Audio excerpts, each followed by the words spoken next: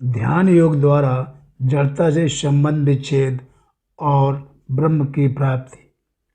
प्रस्तावना: जब मनुष्य कोई शुभ कर्म करता है तब वह जिनसे शुभ कर्म करता है उन शरीर, इंद्रियां, मन, बुद्धि, पदार्थ आदि को अपना मानता है और जिसके लिए शुभ कर्म करता है उसे उस कर्म का भोक्ता मानता है।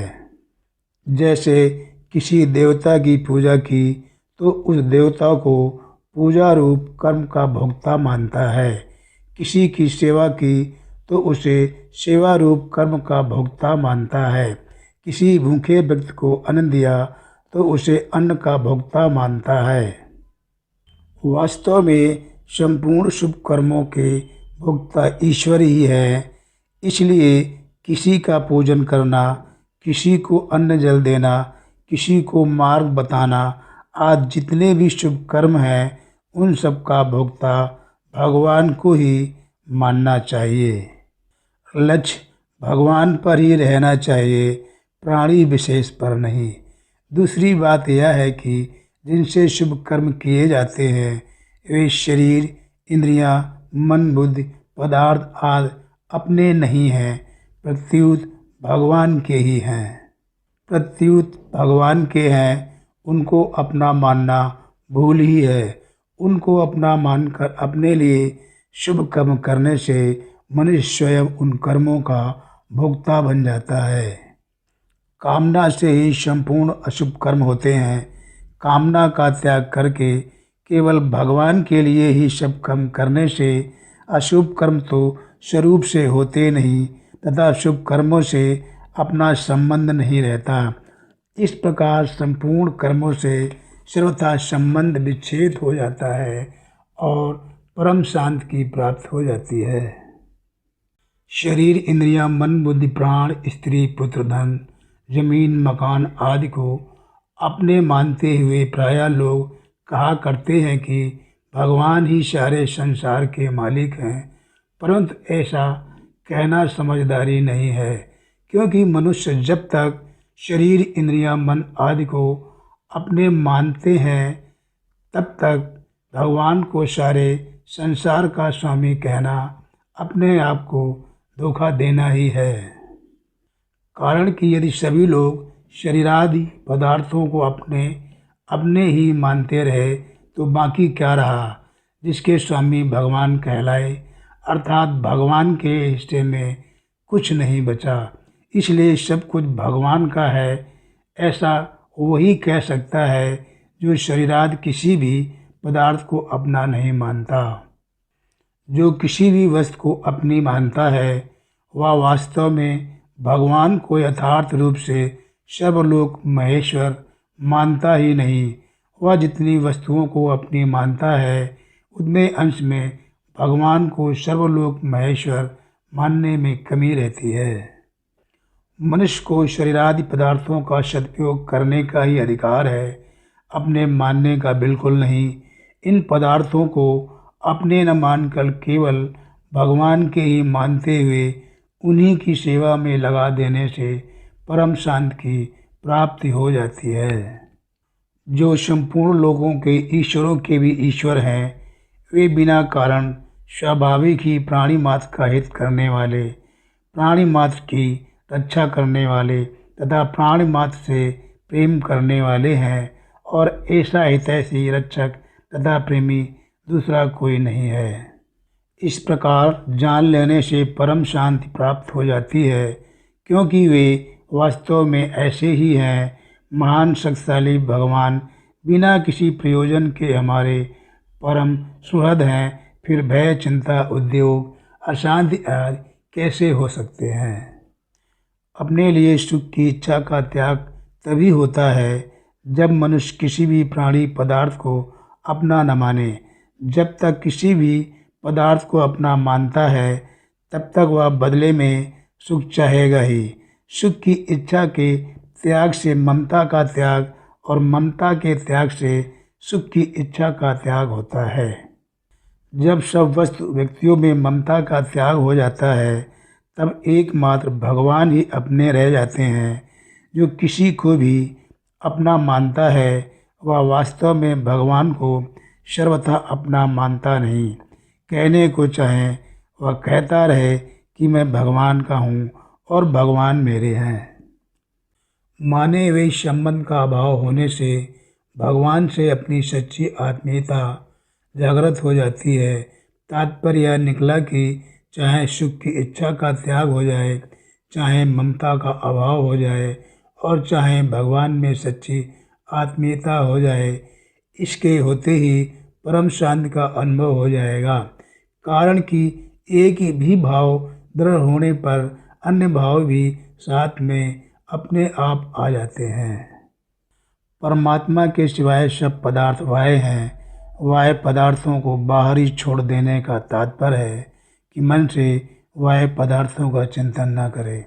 वाह्य पदार्थों के संबंध का त्याग कर्म योग में सेवा के द्वारा और ज्ञान योग में विवेक के द्वारा किया जाता है। ध्यान योग में एकमात्र परमात्मा का ही चिंतन होने से वाह्य पदार्थों से विमुक्तता हो जाती है। वास्तव में वाह्य पदार्थ बाधक नहीं है, बाधक है इनसे राग पूर्वक अपना माना हुआ संबंध। नासिका से बाहर निकलने वाली वायु को प्राण और नासिका के भीतर जाने वाली वायु को अपान कहते हैं। प्राण वायु की गति दीर्घ और अपान वायु की गति लघु होती है। इन दोनों को सम करने के लिए पहले बाईं नासिका से अपान वायु को भीतर ले जाकर दाईं नासिका से प्राण वायु को बाहर निकाले। फिर दाईं नासिका से अपान वायु को भीतर ले जाकर बाईं नासिका से प्राण वायु को बाहर निकाले। इन सब क्रियाओं में बराबर समय लगना चाहिए।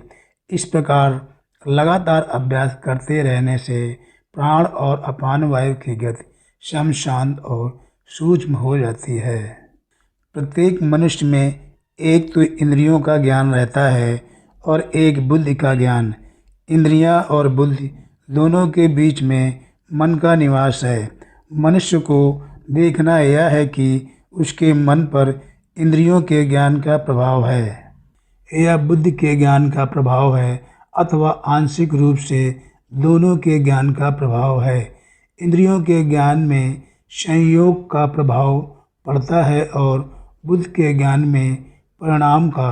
जिन मनुष्यों के मन पर केवल इंद्रियों के ज्ञान का प्रभाव है वे संयोगजन सुख भोग में ही लगे रहते हैं और जिनके मन पर बुद्धि के ज्ञान का प्रभाव है वे सुख भोग का त्याग करने में समर्थ हो जाते हैं।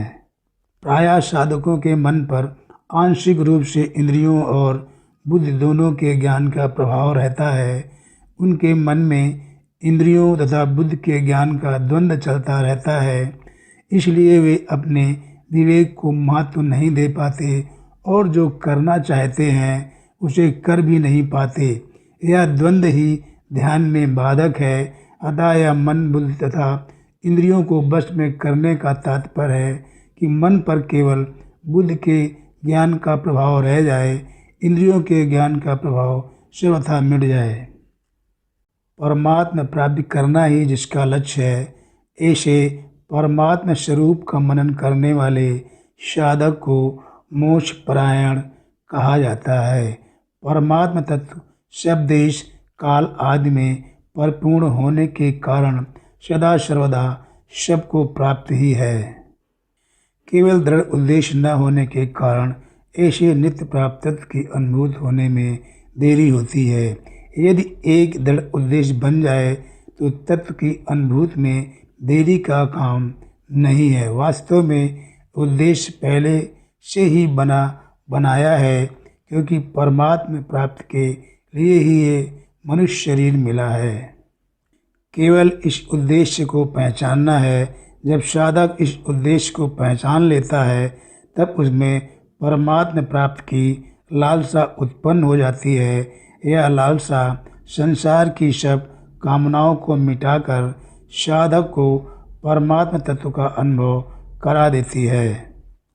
अपनी इच्छा की पूर्ति में बाधा देने वाले प्राणी को अपने से सबल मानने पर उससे भय होता है और निर्बल मानने से उस पर क्रोध आता है। ऐसे ही जीने की इच्छा रहने पर मृत्यु से भय होता है और दूसरों से अपनी इच्छा पूर्ति करवाने तथा दूसरों पर अपना अधिकार जमाने की इच्छा से क्रोध होता है। अतः भय और क्रोध होने में इच्छा ही मुख्य है।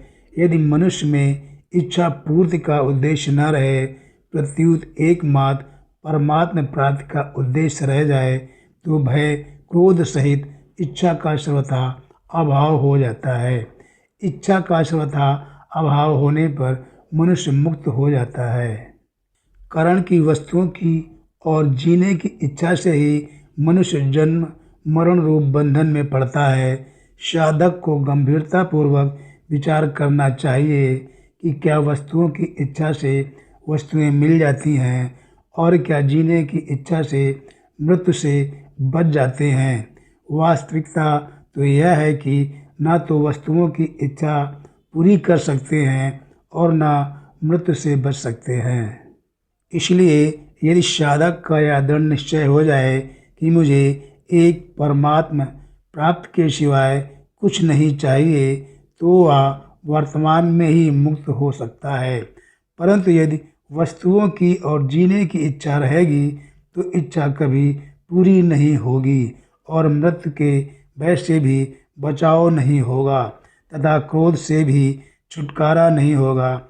इसलिए मुक्त होने के लिए इच्छा रहित होना आवश्यक है।